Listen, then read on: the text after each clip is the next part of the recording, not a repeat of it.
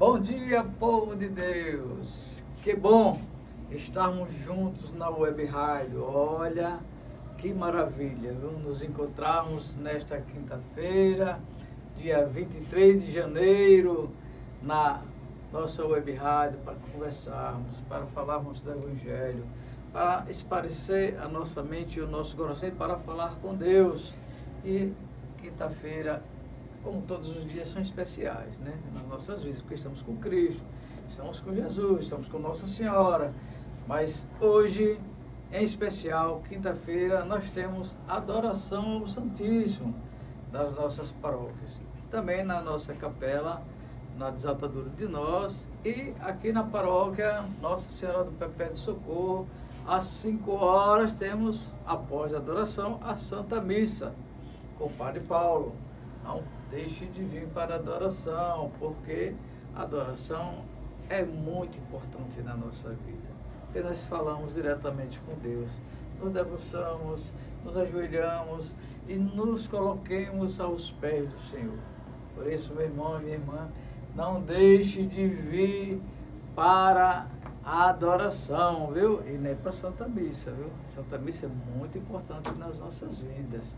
Nós nos preenchemos da graça de Deus, nos preenchemos da sua palavra, do seu ensinamento e vamos às outras pessoas, até nós mesmos levamos para a nossa vida e para as vidas dos nossos irmãos e amigos que encontramos por aí.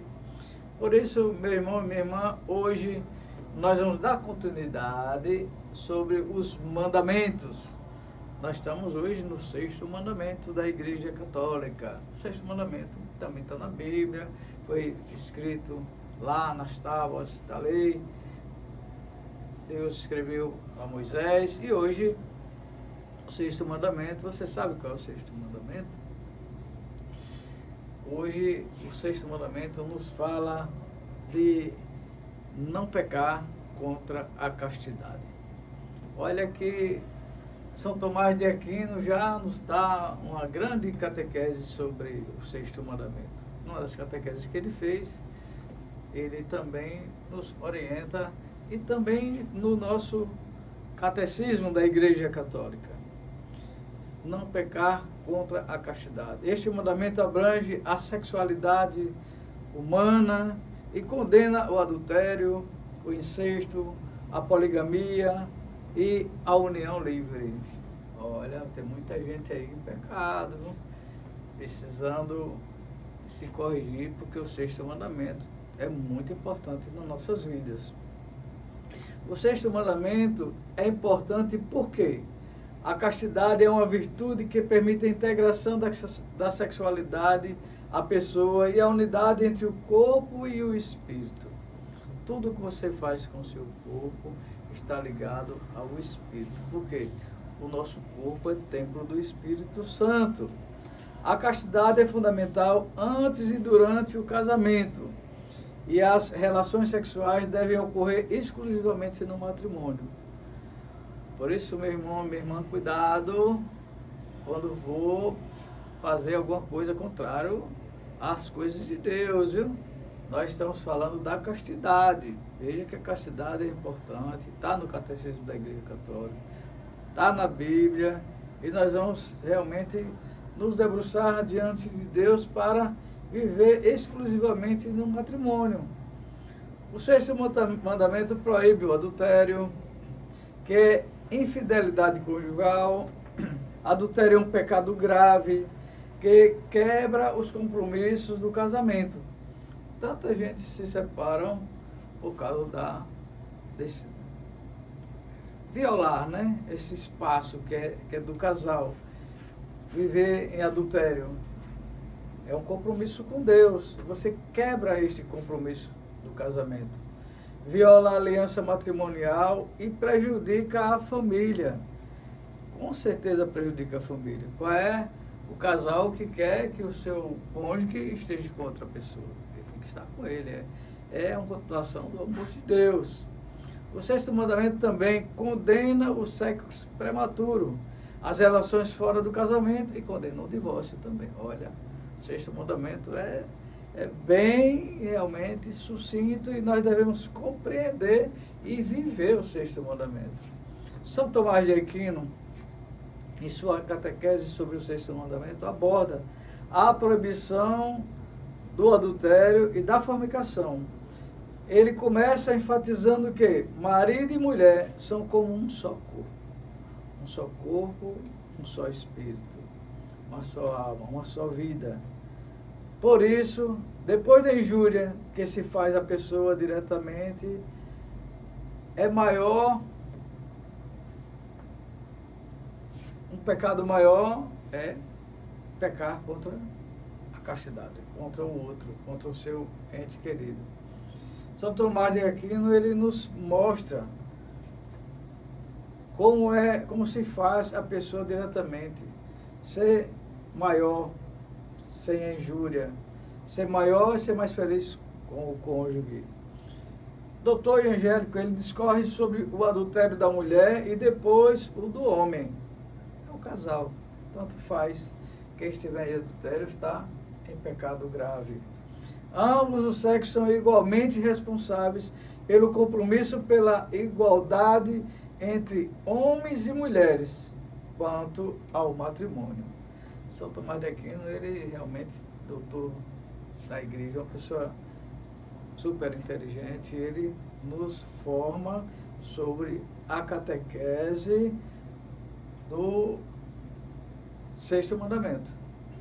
Além disso, São Tomás ressalta que a castidade é essencial e que a relação sexual dentro do casamento deve ter como propósito a procriação, como obra de virtude e o comprometimento do débito conjugal, como obra da justiça. Sendo assim, qualquer atividade sexual que viole o mandamento é contrário ao sexto mandamento.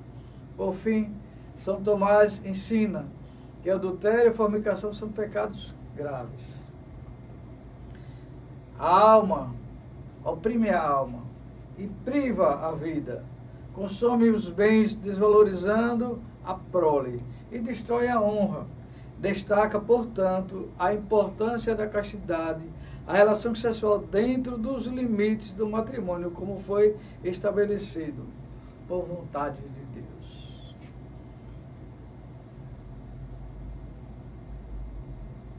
Não separe o que Deus uniu. A tradição da igreja, ela entendeu o sexto mandamento como englobamento, o conjunto da sexualidade humana. Está lá no Catecismo da Igreja 2337. A castidade significa a integração conseguida da sexualidade na pessoa e daí a unidade interior do homem no seu ser corporal e espiritual. Então está tudo voltado ao caminhar de Deus. Por isso, meu irmão e minha irmã, cuidado para não pecar contra o sexto mandamento.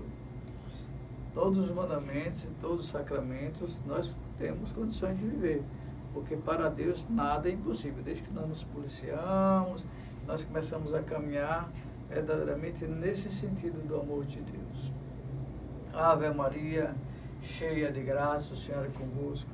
Bendita sois vós entre as mulheres, e bendito é o fruto do vosso ventre, Jesus. Santa Maria, Mãe de Deus, rogai por nós, pecadores, agora e na hora de nossa morte. Amém. Vamos para a liturgia desta quinta-feira. A primeira leitura é a primeira carta aos Hebreus, capítulo 7, 25, 8, 6. Irmãos, Jesus é capaz de salvar para sempre aqueles que por seu intermédio se aproximam de Deus. Ele está sempre vivo para interceder por eles. Tal é precisamente o sumo sacerdote que nos convinha santo, inocente, sem mancha, separado dos pecadores e elevado acima dos céus. Ele não precisa, como o sumo sacerdote, oferecer sacrifícios em cada dia, primeiro por seus próprios pecados e depois pelos do povo.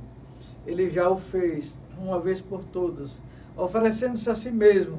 A lei, como efeito, constituiu sumos sacerdotes sujeitos à fraqueza, enquanto a palavra do juramento, que veio depois da lei, constitui alguém que é filho perfeito para sempre. O tema mais importante da nossa exposição é este.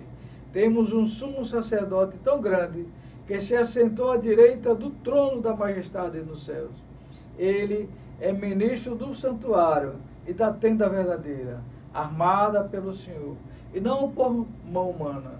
Todo sumo sacerdote, como efeito, é construído para oferecer dádiva e sacrifício. Portanto, é necessário que tenha algo a oferecer. Na verdade, se Cristo estivesse na terra, não seria nem mesmo sacerdote, pois já existem os que oferecem dádiva de acordo com a lei. Estes celebram um culto que é cópia e sombra das realidades celestes, como foi dito a Moisés, quando estava para executar a construção da tenda. Faze tudo segundo o modelo que te foi mostrado sobre a montanha. Agora, porém, Cristo possui um ministério superior, pois ele é o mediador de uma aliança bem melhor, baseada em promessas melhores. Palavra do Senhor. Graças a Deus. Pois bem, meus irmãos e minhas irmãs, nós estamos caminhando em busca de viver a santidade. E esta carta aos Hebreus, ela nos fala do sacerdócio, nos fala de Jesus, que é o sacerdote por excelência. O autor dos Hebreus usa Melquisedeque para mostrar que Jesus é um sacerdote eterno, não segundo a ordem de Arão, mas segundo a ordem de Melquisedeque. Esse sacerdócio é diferente, porque é eterno, é perfeito.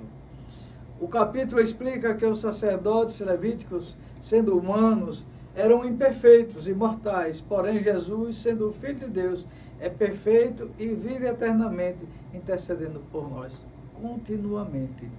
Veja que este capítulo, esta carta aos Hebreus, ele nos mostra, no capítulo 7, como é que nós devemos ser orientados pelo sumo sacerdote. E nós vemos que ele nos fala que o sacerdote perfeito é Cristo. Além disso, ressalta a importância de um novo pacto superior ao antigo, porque é estabelecido por um sacerdote eterno, que é Cristo. A lei mosaica, apesar de ser boa, era insuficiente para a salvação plena. Por meio de Jesus, temos acesso direto a Deus. Por meio de Jesus, nós temos acesso direto ao Pai. O relacionamento que transforma nossas vidas. Ele nos convida a refletir sobre a grandeza de Jesus e a segurança que encontramos em seu sacerdócio eterno. Vamos juntos explorar essas verdades e fortalecer nossa fé, a obra redentora de Cristo.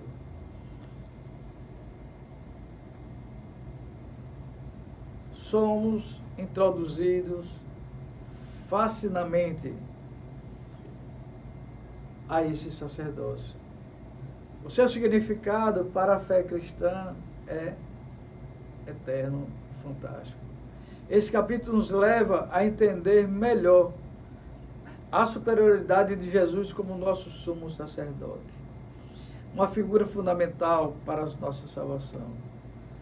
Destaca que o rei de Salém, o sacerdote de Deus Altíssimo, que abençoa Abraão, ele aparece brevemente no Antigo Testamento, mas seu impacto profundo.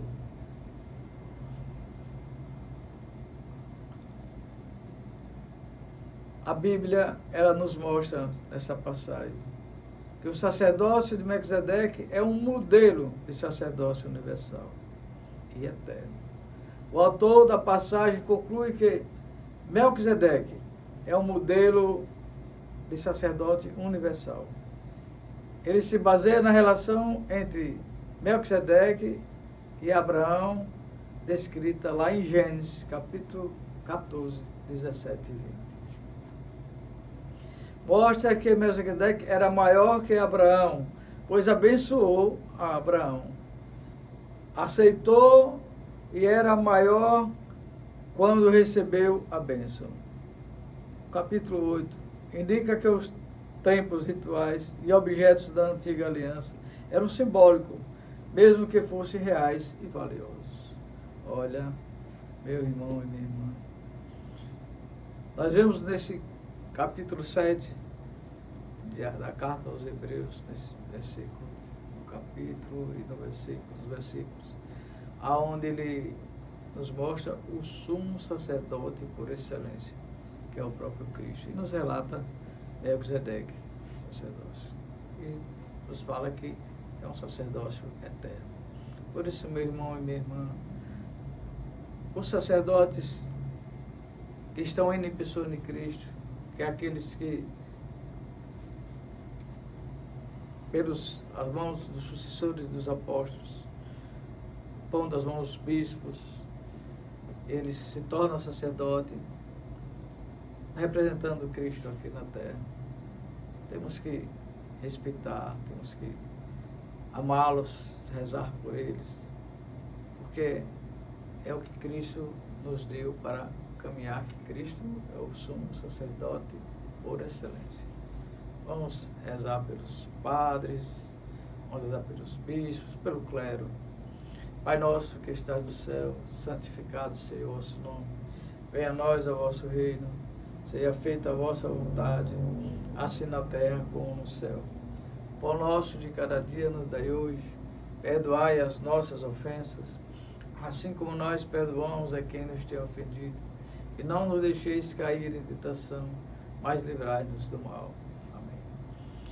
O salmo que responde à primeira leitura é o Salmo 39. Diz: eis que venho fazer com prazer a vossa vontade, Senhor. Sacrifício e oblação não quiseste, mas abriste, Senhor, meus ouvidos. Não pedistes ofertas, nem vítimas, holocaustos por nossos pecados. E então eu vos disse: eis que venho fazer com prazer a vossa vontade, Senhor. Sobre mim está escrito no livro: com prazer faço a vossa vontade, guardo em meu coração a vossa lei. Eis que venho fazer com prazer a vossa vontade. Boas novas de vossa justiça anunciei numa grande assembleia. Vós sabeis, não fecheis os meus lábios. Eis que venho fazer com prazer a vossa vontade, Senhor. Mas se alegre e em vós jubile todo ser que vos busca, Senhor. Digam sempre: é grande o Senhor, os que buscam em vós o seu auxílio. Eis que venho fazer com prazer a vossa vontade, Senhor. Esse salmo, sempre Davi, ele escreve os salmos como, quase sempre como um hino escrito pelo rei Davi, que fala sobre a brevidade da vida e a necessidade de honrar a Deus. A vida é frágil e deve ser usada para conhecer e honrar a Deus. A preocupação em acumular riquezas é fútil. Deus castiga os pecadores, mas também pode proporcionar livramento. É preciso confiar, depender, adorar a Deus em todos os momentos. Pode ser interpretado como uma advertência contra viver sem pensar e se divertir até a morte.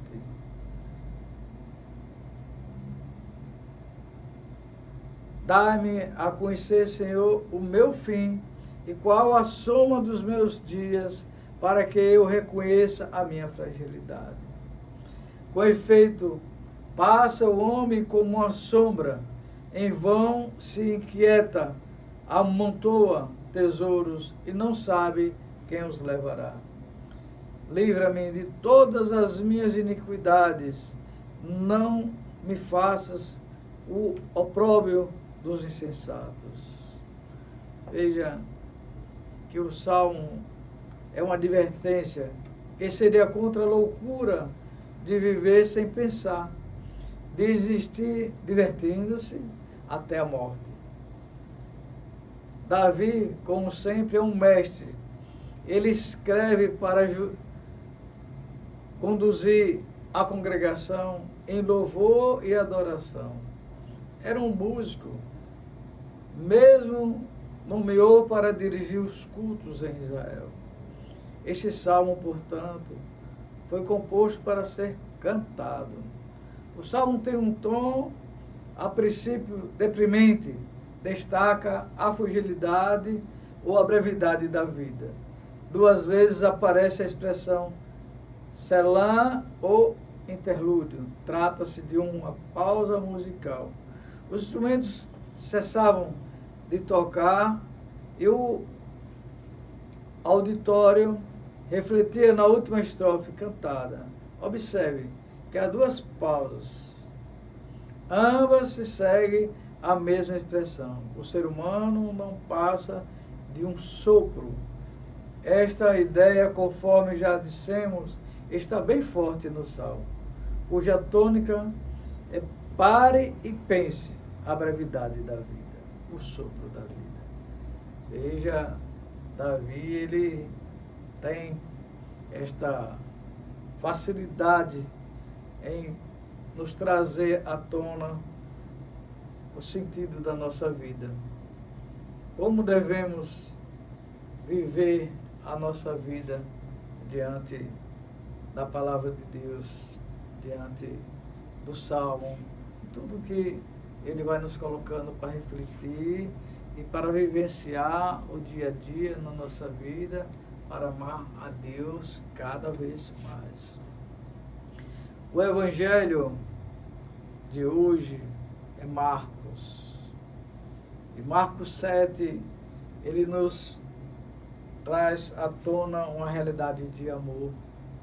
Ele nos traz um compromisso onde nós devemos viver dia a dia nos pés de Cristo. O Senhor esteja convosco, Ele está no meio de nós. Proclamação do Evangelho de Jesus Cristo segundo Marcos. Glórias a vós, Senhor. Naquele tempo, Jesus se retirou para a beira do mar, junto com seus discípulos. Muita gente da Galiléia o seguia, e também muita gente da Judéia, de Jerusalém, da Idumeia, do outro lado do Jordão, dos territórios de Tiro e Sidônia.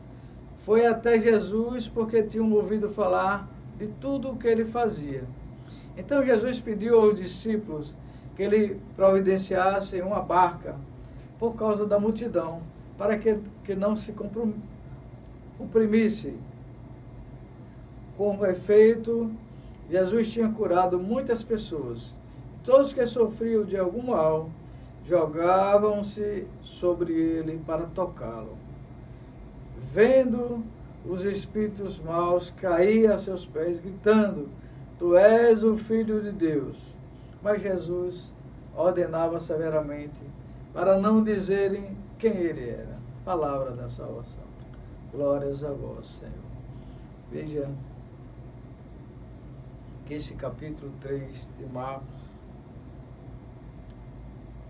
versículo de 7 a 12, conta a história de Jesus curando muitas pessoas. E como os espíritos maus caíam aos seus pés, gritando que ele era o Filho de Deus. Vamos refletir um pouco sobre esta passagem do Evangelho.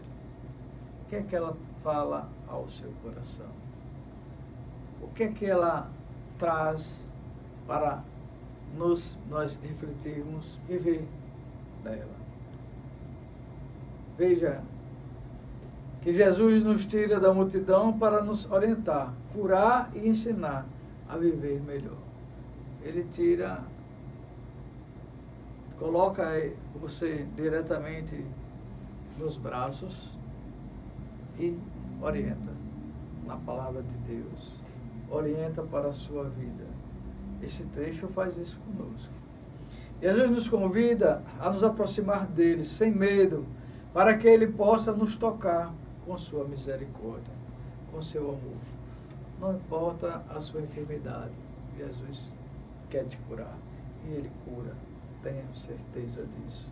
Jesus pode transformar a nossa dor em amor, a nossa tristeza em alegria e o nosso vazio em sua presença. Veja que Jesus, ele nunca nos deixa desamparados. Ele nos transforma completamente da água para o vinho, como ele fez nas bodas de Canaã. Transforma o momento de tristeza em alegria. Tira você do poço, da lama, ele dá vestes, sandálias, coloca sandálias no pé, dá dignidade, dá amor. Jesus pode transformar tudo, a dor em amor, a tristeza em alegria e o vazio em presença de Deus, em esperança. Jesus pode perdoar os nossos pecados, vai ao sacerdote e através dele Jesus absolve os nossos pecados. Preencher o vazio da nossa alma e satisfazer os anseios do nosso coração. Jesus pode nos libertar das cargas que pesam sobre nós e nos fazer sentir livres dos outros, dos pesos dos outros e dos nossos também. Por isso, ele nos chama, Jesus nos liberta das cargas pesadas sobre os nossos ombros, nos faz se sentir realmente amados. Jesus pode nos dar um novo nome, um novo caminhar, uma nova reta, um novo momento em nossa vida. Ele entra no nosso coração e nos faz transformar o nosso coração e dar um coração novo, uma nova mente, uma nova esperança, uma nova vida. Jesus está no auge da sua popularidade, mas ele não esquece da comunidade, ele não esquece do povo. Nesse momento, ele está, chama os discípulos, e para que as pessoas não se compromissem, não se machucassem, ele pede uma barca e vai para a barca para falar para o povo. Ele está andando por toda parte, fazendo bem e curando a todos, mas, ao mesmo tempo, as forças hostis se levantam contra ele para matá-lo. Jesus então retira-se porque ainda tinha muitas lições a ensinar aos discípulos e ao povo. E também porque ainda não era o seu tempo de morrer. Jesus não se retirou das multidões necessitadas que o seguiam por toda parte, mas dos inimigos. Esse episódio da perseguição leva Jesus a romper completamente com a sinagoga judaica. Após o confronto em Marcos 3, 1, 6, Jesus retira-se do judaísmo e oficia simbolizando pela sinagoga. Ele volta-se para as pessoas até chegar ao templo em Jerusalém e conduz o seu ministério em lares e ao ar livre. Veja, meu irmão, minha irmã, que Cristo, ele jamais, ele nos tira dos seus braços. Ele sempre nos leva ao limiar da nossa fé, da nossa vida. As pessoas que viviam no templo e no tempo de Jesus eram carentes e necessitadas. E nós hoje não somos? Todos nós somos carentes e necessitados. Cada momento vem um problema e a gente tem que entregar na mão de Deus. Cada momento também vem uma decepção, também vem uma alegria, como ele nos fala. Nos tira da tristeza, nos dá uma alegria, nos dá uma forma melhor de viver. Por isso, meu irmão e minha irmã, nos entregamos nos braços do Senhor. As pessoas do tempo de Jesus eram carentes, como nós, necessitados, e pertenciam a uma família. Todos nós pertencemos a uma família. Eles se lançavam aos pés de Jesus Cristo e queriam tocá-lo. Nós hoje também nos lançamos nos pés de Jesus Cristo e queremos tocá-lo, pedir a Ele misericórdia. Pode ter certeza que Ele nos dá esta misericórdia. Eles queriam ser pessoas curadas, inteiras, salvas. Imagine se elas pensassem: não, nós só iremos a Cristo quando vossa vida estiver certa. Vamos dar mais tempo. Se assim fosse, eles não precisariam de Cristo. E Cristo não seria necessário para elas. Veja, algumas pessoas ainda pensam desse jeito. Que só vai procurar Cristo ou quando está com problema, com a decepção, ou só vou procurar viver cristianismo, viver com Jesus quando estiver perto do final da minha vida. E Ele sabe, nós sabemos qual é o dia. Só o Pai sabe o dia em que Ele nos chama. Nós não sabemos o dia que Ele vai nos chamar. É por isso que nós devemos sempre estar confiantes, sempre amando uns aos outros, respeitando, vivendo realmente com simplicidade, com serenidade, com lealdade, buscando viver realmente nessa paz interior para com Cristo, porque Cristo não nos abandona.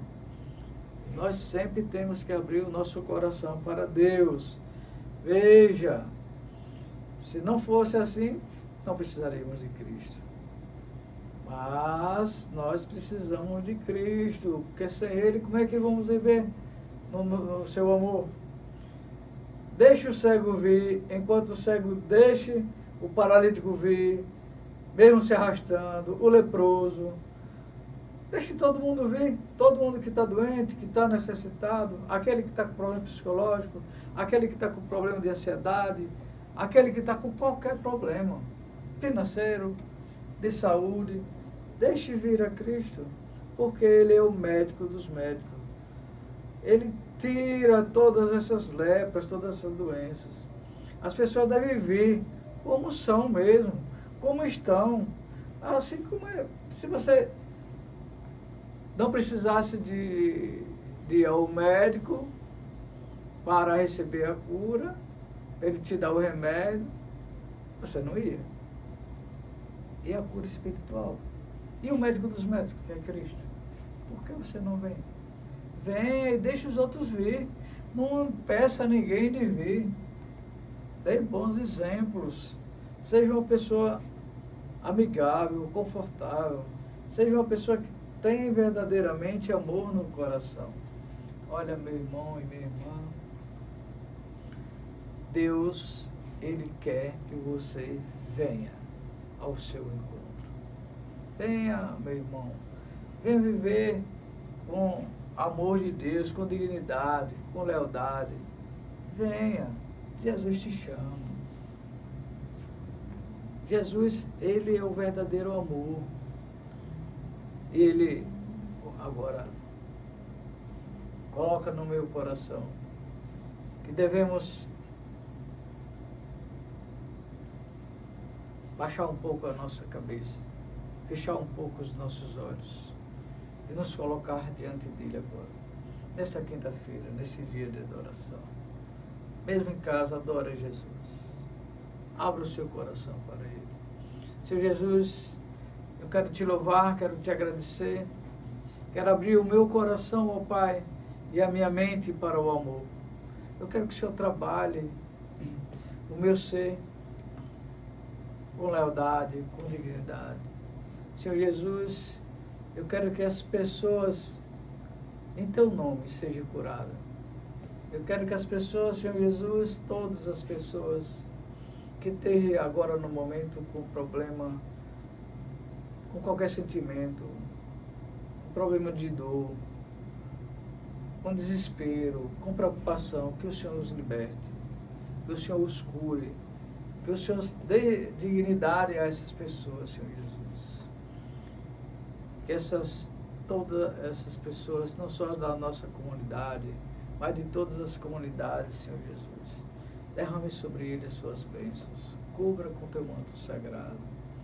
Senhor Jesus, nesse momento, tenha uma certeza que o Senhor está curando a cada um. Coloque, meu irmão, a mão sobre a sua cabeça e diga: Senhor Jesus, liberte o meu pensamento, abra os meus pensamentos, para que acima de todas as coisas eu sinta a tua presença. E eu te veja no irmão, naquele que está do meu lado, naquele que está distante, para que ele também sinta a tua presença. Coloque a mão no teu coração e diga para Jesus: Senhor, abra o meu coração para que eu sinta no outro irmão a tua presença, o teu amor, para que me conforte. Senhor Jesus, eu tenho a certeza que o Senhor está entrando no meu coração agora, nesse momento. Louvado seja nosso Senhor Jesus Cristo, para sempre seja louvado. Vinde, Espírito Santo, enchei os corações dos vossos fiéis e acendei neles o fogo do vosso amor. Enviai, Senhor, o vosso Espírito, e tudo será criado, e renovareis a face da terra. Oremos. Deus, que instruísse os corações dos vossos fiéis, com a luz do Espírito Santo, fazei que apreciemos retamente todas as coisas, segundo o mesmo Espírito, e gozemos sempre da sua consolação, por Cristo Senhor nosso. Amém. Santo anjo do Senhor, meu zeloso guardador, se a ti me confiou a piedade divina, sempre me regues, me guarde, me governe, me ilumine. Amém. O Senhor esteja convosco, Ele está no meio de nós. Que desça a bênção do Deus Todo-Poderoso, Deus que é Pai, o Filho e o Espírito Santo. Meu irmão, minha irmã, feliz estamos com essa graça e com essa bênção. Deus abençoe a todos.